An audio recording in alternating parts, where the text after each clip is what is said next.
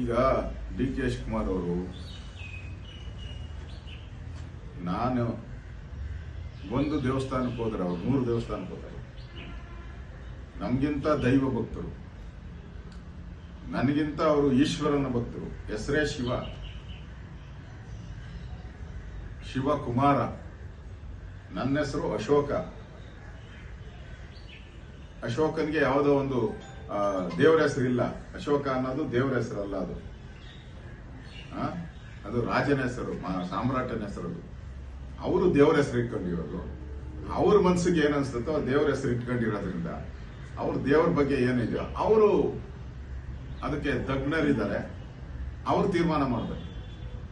ಅವ್ರ ಹೆಸರಲ್ಲೇ ಶಿವ ಇರೋದ್ರಿಂದ ಆ ಶಿವ ಏನು ಅವ್ರಿಗೆ ಮನಸ್ಸಲ್ಲಿ, ಹೃದಯದಲ್ಲಿ ಏನು ತೀರ್ಮಾನವನ್ನ ಕೊಡ್ತಾರೋ ಆ ಪ್ರಕಾರ ನಡ್ಕೊಂಡ್ಲಿ ಶಿವಕುಮಾರ್.